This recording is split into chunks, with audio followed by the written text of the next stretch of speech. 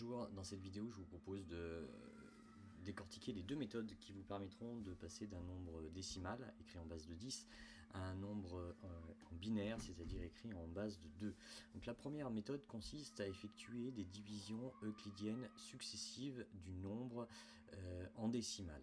Alors on a donc le nombre 56, voilà, et on va donc le diviser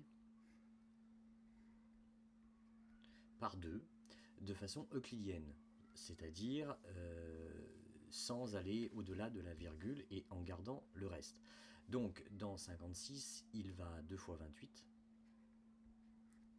et il reste 2 fois 28, ça fait 56, donc comme au primaire, 56 moins 56, il reste 0, c'est ce 0 qui nous intéresse. On a fait notre première division euclidienne et on va donc continuer sur la deuxième. Donc je divise maintenant, je vais changer de couleur, 28 par 2.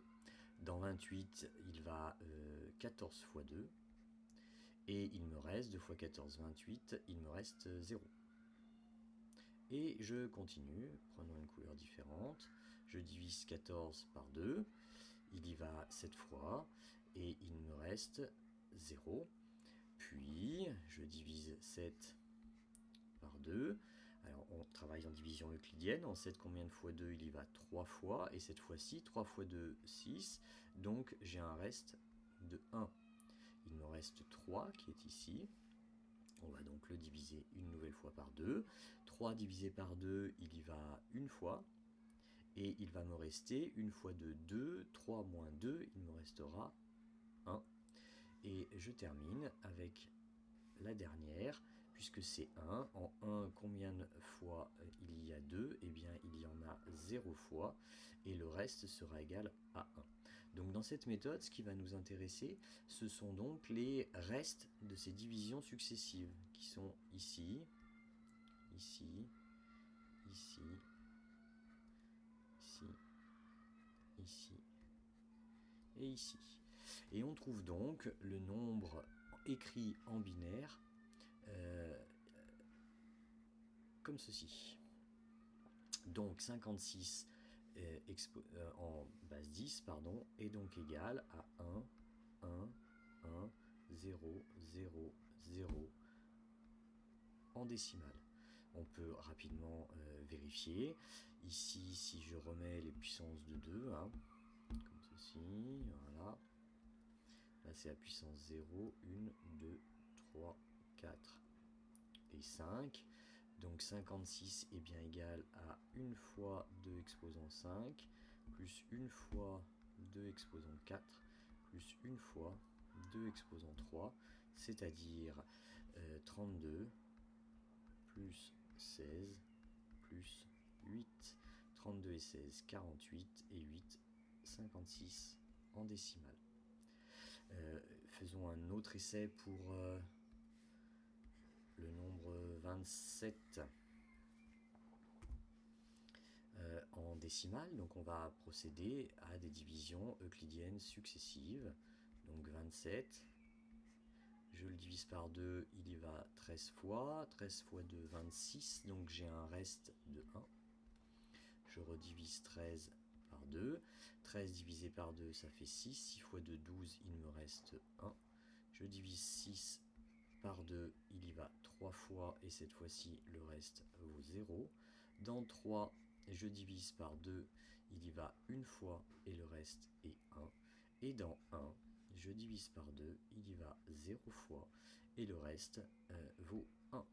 Je retrouve donc mon nombre binaire, écrit ici, comme ceci, à lire dans le sens opposé, c'est-à-dire que 27 est égal à 1, 1, 0, 1, 1. Comme ceci, vérifions que cela fonctionne. Ici, on a la puissance de 4, 2 exposant 4, plus 2 exposant 3, plus 0 fois 2 exposant 2, plus 1 fois 2 exposant 1, plus 1 fois 2 exposant 0, ce qui me fait 2 exposant 4, c'est 16, plus 8, plus 2, plus 1, 16 et 8, 24, 26, 27. C'est OK. Ça, c'est la première méthode. Elle est simple à mettre en place, mais un petit peu fastidieuse. Finalement, il est de bon ton, ou c'est en tout cas beaucoup plus rapide, et bien d'utiliser le tableau dont nous avions parlé si on connaît assez bien les premières puissances de 2. Mais ça sera vraiment à vous de choisir la méthode qui vous sied le mieux. Voilà, c'est-à-dire que, souvenez-vous, on va noter les premières puissances de 2. Généralement, si on travaille sur un octet, ce qui sera souvent notre cas, voilà, donc les 8 premières puissances de 2, qui sont 1, 2, 3, 4, 5, 6 et 7.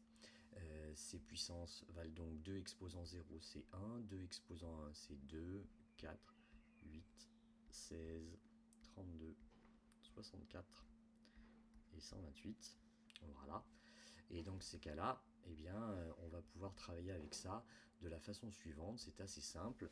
On va soustraire les puissances de 2. Donc dans 56, quelle est la plus grosse puissance de 2 que je peux mettre? Eh bien, c'est 32. 32. Donc ça, c'est 32 plus, eh bien, 32 plus quoi? 56 moins 32, cela nous fait 24. Donc il reste 24. Ok. Dans 24, quelle est la plus grosse puissance de 2 que je peux mettre? C'est 16. Donc 56 est bien égal à 32 plus 16. Et il me restera alors 8. Quelle est la plus grosse puissance de 2 que je peux mettre dans 8? Eh bien, c'est 8. Ça y est, j'ai terminé mon problème. Donc, ceci va s'écrire une fois la puissance de 2 exposant 5, plus une fois la puissance de 2 exposant 4, plus une fois la puissance de 2 exposant 3, ce qui finalement s'écrit 1, 1, 1, ça c'est la puissance de 3, 0 fois la puissance de 2, 0 fois la puissance de 1, et 0 fois la puissance de 0. Voilà cette deuxième technique. Pour 27, eh bien, on peut reproduire la technique. Dans 27, quelle est la plus grande puissance de 2 que je peux mettre? Eh bien, c'est 2 exposant 4, qui sera égal à 16. 27 moins 16, il me reste 11. Je cherche la plus grande puissance de 2 que je peux mettre dans 11. Pardon, effacer ça, hop.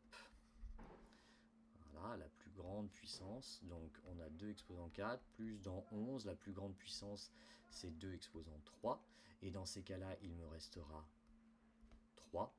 Je cherche ensuite quelle est la plus grande puissance de 2 que je peux mettre dans 3. La plus grande puissance de 2 sera celle de 1, 2 exposant 1, et dans ces cas-là, il me restera 1. Quelle est la plus grande puissance de 2 que je peux mettre dans 1? Eh bien, c'est 2 exposant 0. Et donc 24 est égal à 2 exposant 4 plus 2 exposant 3 plus 2 exposant 1 plus 2 exposant 0. C'est-à-dire que cela s'écrit 1, 1, 0 pour la puissance de 2, 1, 1. Voilà cette deuxième méthode.